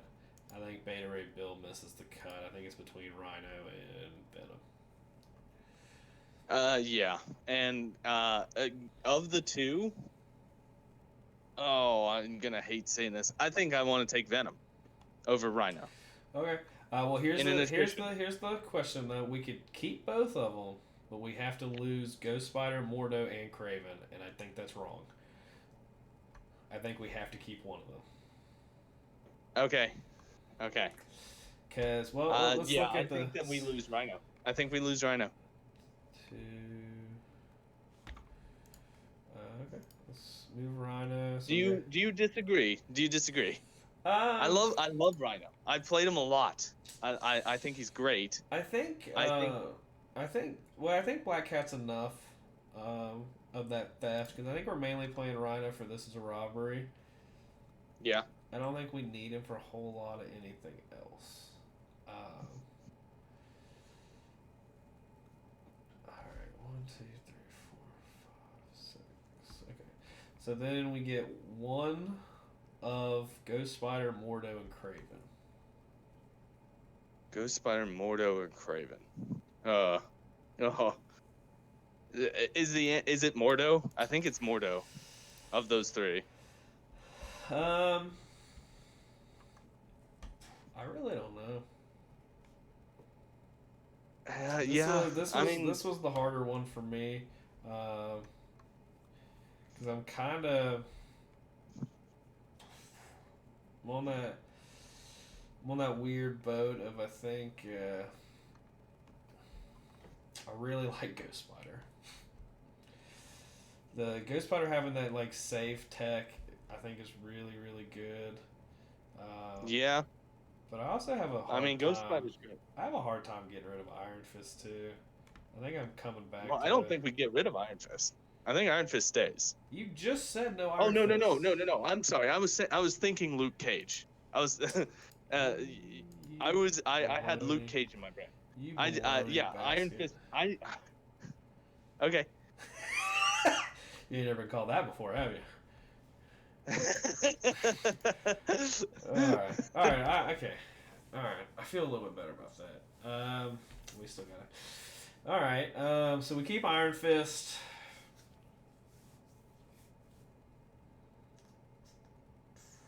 Do we play 7 affiliated models?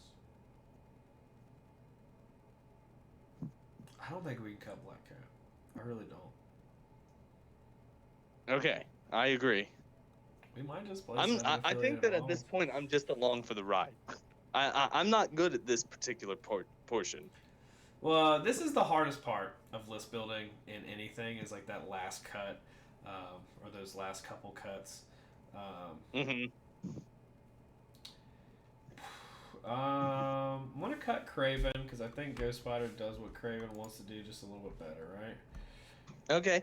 I think she gives us a little bit of defensive tech, and kind of a little bit of saving. So it kind of comes down to her and Mordo. Because this is the scenario we're in, right? So it's like her, Mordo, or Black Cat. It's always Black Cat, right?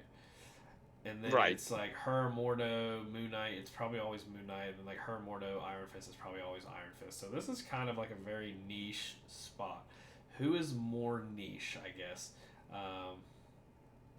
You're probably not taking Mordo with Wong. And you're probably. That's a tough one. That's a tough one. Let's go back to these cards down here. None Are of my you tactics thinking? cards move, so I think that's the 10 on tactics. Go ahead. I think. I think that what I said when we first talked about Mordo is where I am now. I mean, you talked me into Mordo. Mordo was a good choice, but So do we this, take both Mordo and Wong? And you probably shouldn't take both in a list. yeah, I think my big thing And comes down to I think taking Luke Cage out of the list means we don't have like a bodyguard. I think we need Ghost Spider for that save ability. okay, Yeah, so okay. I think Mordo's out and being able to take advantage of it. So our final 10. It's Black Cat, Blade, Voodoo, Ghost Rider, Moon Knight, Wong, Venom, Malekith, Ghost Spider, Iron Fist. I know I just said a little bit ago you want to stick with that 5 to 6 unaffiliated characters. However, Siege of Darkness is arguably the most broken card in this game. Yeah. And you want to take advantage of it. You're going to want to play that card. Nothing about what we just did takes me away from Demons, Meteors, Intrusions. I think those are 3 really good secures that we should play with this list. I also think I'm going to drop Montesi. I think I like Deadly Legacy, Fear Grips, and Scrolls. We can play a very punchy game, and we can play a very theft-style game with Voodoo and Black Cat. Voodoo, Black Cat, and Rhino, though. Oh my god. On Deadly Legacy. That's insane. Are you regretting? No, I just don't want to think about it. Like, that's gross. Like, Yeah, it is. That's having disgusting. 2 characters who can steal and another character who can force you to drop is gross. Alright, so the big thing I want to do now is our list plays us from 17 to 20. So I want to go to the list breakdown. I want to look at it. So that's our final tactics. We got Heroes for Hire, Lethal Protector, Midnight Phantasmagoria, Deal with the Devil, Siege of Darkness, Bats the Ghost Hound, Brace, Patch Up, Grievous Wounds, and Smash. Grievous Wounds is also kind of in there as Immortal Hulk tech for when that happens, because that character's going to see a ton of play.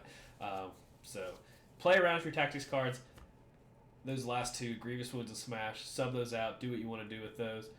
If you're playing this list, you need to play the other 8. You just need to play the other 8. Maybe not Bats the Ghost Hound. You don't really have to play that. We're just playing it to get some triggers, to assure ourselves on some triggers with Moon Knight. And then maybe we need a Pierce to kill somebody. Having a card that can for sure knock that out is pretty good. I don't know if we ever play it. If you play some of these other characters, you're really going to play a lot of those other affiliated cards. You're going to play Lethal Protector, Midnight Phantasmagoria, Deal with the Devil. One thing I do want to go over real quick, you're probably not playing Ghost Rider, Malekith, and Venom together. No, I know that's too many points. Yeah, you're probably playing these separate. Malekith, and you might play Venom with Ghost Rider, but you're not going to play Venom probably with Malekith or Ghost Rider with Malekith. So just some subtle hints. But let's go to list breakdown. We don't. 14 is not relevant, so we can go to 15. We have a decent list of 15. Blade, Black Cat, Ghost Rider, Moon Knight, Blade, Voodoo, Ghost Rider, Wong. I like that. That's probably your 15. Blade, Voodoo, Ghost Rider, Wong. Or Blade, Voodoo, Moon Knight, Venom. I like that too. Blade, Ghost Rider, Venom, Wong. Not bad. I like that. So you've got some really good options at 15. Ironically, I didn't think you'd have as many good options for Gamma. I do kind of like those options at Gamma. That doesn't really change me into wanting it. We get a lot more options, a lot more Malekith popping up in the 16. But again, we're more in that 17 to 20 range. Some 17 lists you're going to be looking at Blade, Voodoo, Ghost Rider, Venom. I think the main core you're going to look at 17 is going to be Blade, Ghost Rider, and then what, a 4-3-2? Blade, Ghost Rider. That's 9. So it's 17. You have 8 points, 8 points left. Yep. So 3-3-2. You're probably going to want to be 5 wide at 3-3-2. Iron Fist, Moon Knight, Wong. If you want to take full advantage of Siege of Darkness. Ghost. This is probably where you're going to splash Ghost Spider the most at 17. Yep. And then then we're going to go to 18. 18, I think, is your best number, ideally. Yeah, that's the bread and butter. Yeah, because you can play Ghost Rider, Blade, and then 4-3-2, 3-3-3. It gives you a lot of variety. You got a lot of good 4s. You can play. Dr. Voodoo. At 17, you're looking at, you can play 3 4s and a 5, or 3 4s, a 3 and a 2. So you have a lot of options. 17 is a good number too, because you can play like Blade, Voodoo, Venom, and then have 5 points, so you can play a 3 and a 2. So you can be in a really good spot at 17. So there's a lot of variety. I'm kind of bringing this up, pausing on each of these so you guys can look at what options you have. You're probably at 19 before you're really looking at Malekith. Malekith too thick for these low points. Yeah, because you're really looking at that Blade and Malekith list. So if you click in this tab, top right hand corner, you can force. Oh, it's actually going to be cut off my screen. In the top right hand corner, you can do force to include characters. We're going to include Malekith just to kind of show you kind of like the options here. Like at 15, you have one list you can play affiliated at 15, and that's Malekith, Voodoo, Blade. You're probably not doing that. Actually, I don't hate that. I don't hate that at all. That's gonzo. That's crazy. Actually, at 15, you might just play that. If you know you're going against like a Hulk, you probably have to play that at 15. To be honest, I'm not kidding. You don't want to go into that matchup without a Malekith or a big threat, or if you know Malekith can win you the game pretty much single-handedly. At 16, Blade, Ghost Rider, Malekith, Blade, Black Cat, Wong, Malekith, Blade, Moon Knight, Wong, Malekith, Blade, Wong, Malekith, Iron Fist. You have some options at 16. 17, it doesn't get much better. Blade, Black Cat, Moon Knight, Malekith, Blade, Voodoo, Wong, Malekith, Blade, Black Cat, Malekith, Iron Fist, Blade, Moon Knight, Malekith, Iron Fist. So you don't have a ton of options. 18, again, you only have 4 options. Blade, Black Cat, Voodoo, Blade, Voodoo, Moon Knight, Blade, Ghost Rider, Wong, Blade, Voodoo, Iron Fist. 19 is where, I don't know what happened there. You're just saying names now. I'm just making up words here. 19 and 20 is when it opens up and you get some variety. You can play some good stuff. Again, I wouldn't play the Ghost Rider with Malekith, so I'm gonna force exclude Ghost Rider just for the sake on these. So at 19, I like the Blade, Moon Knight, Wong, Malekith, Ghost Spider. Blade, Moon Knight, Wong, Malekith, Iron Fist is probably what I'm looking at the most at 19. And then at 20, 20 is when you get to play another 4, where you can play 4-4-7. So you got that Blade, Moon Knight, Malekith, Ghost Spider, Iron Fist. I like that. I don't have anything wrong with that. Blade, Voodoo, Wong, Malekith, Iron Fist, also really strong. Sub Voodoo for Venom, you're still affiliated, and in a really good spot. Blade, Moon Knight, Wong, Venom, Malekith. So I think that's where you're looking at if you're going to want to play Malekith. But at 20 and 19, pretty much the world's your oyster, to be honest, because of the spread we have. The spread we created at the list.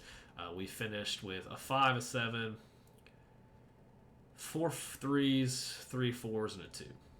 So I think we have a really good spread here. What do you think? I really like how this list turned out. Like this list has a ton of options, and it feels good. Yeah, you have a ton of variety. Thankfully, this was a faction that is really nice. There are factions that are really hard to eliminate characters from because you need a specific amount of affiliated characters, and it gets hard. I'll be honest, I struggled with that with Criminal Syndicate because I don't like a lot of those affiliated characters. But Rhino really kind of changed that. But this list, I think, has turned out really strong. I really like what I think we've came up here. I really like the variety and I do spacing too. we have. We have a lot of control play with Venom, Black Cat, uh, Ghost Voodoo, Spider. Ghost Spider. Yeah, we've got. I think we've got a lot of play with this roster. I think it's got a lot that it can do from top to bottom. Um, it's got good tactics cards, having Deal with the Devil, Siege of Darkness, your 2 affiliated cards, and then have access to like Heroes for Hire, Midnight Phantasmagoria, and Lethal Protector um, as your 5th card. That's what I mean. That's what it's going to be. If you're playing Ghost Rider, you're playing Deal with the Devil, you're playing your 2 cards, you're playing Siege of Darkness. So you've got 4. So then it's like if you're playing Iron Fist, you're playing Heroes Hire. If you're playing Venom, you're playing Lethal Protector. Um, if you're playing Malekith, you're probably not playing Ghost Rider, so that's just going to swip with Deal with the Devil. And you've kind of got yourself in that boat. What do you think overall about the Crisis? How are you feeling with the ones we ended up on? I feel like I feel they're really good. I like the portals. I really do. I think portals in this. The more I think about it, the more. You know the one I want to ask you about. Overall, where are you at with Deadly Legacy Virus? Deadly Legacy Virus. Did I get you full circle on it, or are you still? We no longer have Rhino in the list. Yeah. We no longer have Rhino in the list. But I think with Dr. Voodoo and with Black Cat, you still have enough ability to grab it and go. So, yeah, I like it. I will accept it. Yeah. All right, I think I want to look at something real quick. I want to look at some list breakdowns. I'm going to force include at 19 Voodoo and Black Cat. Just trying to see where we're at here. Blade has to be in it. So some 19 lists. We're going to have Blade, Black Cat, Voodoo. So it's going to be our 3. And then you can play Ghost Rider, Moon Knight, Ghost Rider, Ghost Spider, Moon Knight, Wong, Ghost Spider, Ghost Spider, Iron Fist, Moon Knight, Wong, Iron Fist, or Wong, Ghost Spider, Iron Fist. The problem that I have at that point level is that you can't include Malekith. That's you can, but that's if you're playing viruses. I think you can. I think you have the ability to win the viruses, and I think you go for that. Yeah. So I think that's in which really case you wouldn't bring that. Exactly. In other 19 scenarios, I think Malekith is on the table. If it's demons downtown, I think he's probably on the table. Yeah. Or at least you're considering him. Ghost Rider, also immune to incinerate's very good on demons downtown. So you're really gonna have to play your matchup on that one. And intrusions, you probably could also fit Malekith in pretty easily. So we have 319. So we're gonna be playing 19 a decent amount of time. 18, 17, 20 or other numbers. So I think we're gonna be playing those. We're gonna play 19, obviously the most. It's like what 25% of the time because it's half of our selection, and we get probably half the time we get to pick the number. So we can force ourselves into playing 19, roughly 25. I don't know the math. We can choose it a number of times. Yeah, and it's a higher percent. It's a higher percentage than any other number in our roster. Yes. Yeah. So.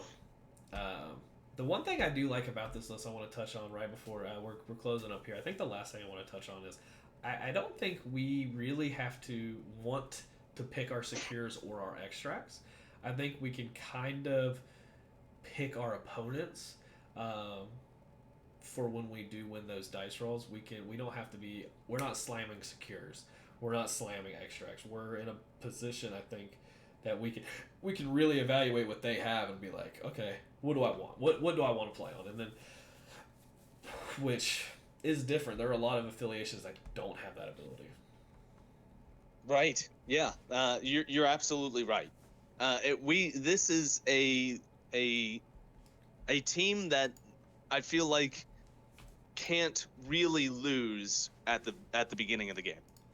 I agree.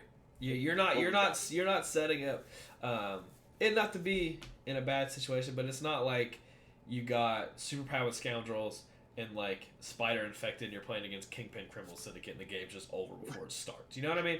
Like you're not in that spot where it's like, oh god, which has happened to me multiple times where we set up and it's like, oh, there's 10 available points, and then it's like, wait a second, Oh god. Oh god. And then it's like, because I've been in that situation and I've got 8 points on turn one, and it's just like you got to do something because I can't. If I do that again, the game's over. Right. You know what I mean? So it's like, you can win really, really fast in different ways. And this isn't a situation. I don't think they. I think they've got enough shenanigans, enough abilities to kind of get you out of that. Kind of to wrap up, this is kind of a list. I kind of keep scrolling up and down here for you guys to look at it. Final recap. We're playing Midnight Suns. We're playing Blade Only Leadership. I know there are 2 leaders in this list. We're not going to be playing Malekith's leadership. There are no other Cabal members in this list. So we're playing Blade Only with Black Cat, Voodoo, Ghost Rider, Moon Knight, Wong, Venom, Ghost Spider, Iron Fist. Our 10 tactics cards that we selected: Heroes for Hire, Lethal Protector, Midnight Phantasmagoria, Deal with the Devil, Siege of Darkness, Bats the Ghost Hound, Grievous Wounds, Smash, Brace for Impact, Patch Up. The secures that we selected: Demons Downtown, Deadly Meteors, Intrusions Open Across City as Seals Collapse. Our extracts are Fear Grips World as Worthy Terrorized Cities, Deadly Legacy Viruses Cured, Skulls Infiltrate World Leadership. Fred, any last comments, concerns, questions? My last comment, and I don't want to relitigate, but I don't think that Smash has a place in our list anymore now that Rhino's not there. I'm not really sure it does either. I don't hate it with Malekith. Yeah, I mean Malekith can make it happen. But I'm not. I mean, what else are you thinking instead? What are we looking at? I don't know. I have no idea. I mean, Warpath is one that we were talking about. Yeah, Warpath could be. I'm not sure we ever play that card regardless of what it is. Yeah, I think you're right. I think that that card could just be anything, and it would never see just that 10th card. So play. If you got a pet card you want to play, play it. I like Sidekick Shield Device is usually my pet card that I put in my 10th list because I usually play lists that are just not good against. 1-2 punch probably isn't bad, right? Okay. I like 1-2 punch. No, it's not bad. Let's sub 1-2 punch in. Let's get rid of Smash. Let's sub in 1-2 punch. Probably that or Grievous Wounds. If Grievous Wounds doesn't work the way I want it to, just probably take it out. I like it as Immortal Hulk tech. I'm keeping it in because that model is going to be everywhere. So this is kind of where we're at. So for any other I like that. I kind of forgot about Smash. We were supposed to kind of go back and reevaluate that, and I kind of forgot about it. So sorry about that. I think I like this list, and I got to start buying these models because there are a number of these models that I do not yet own.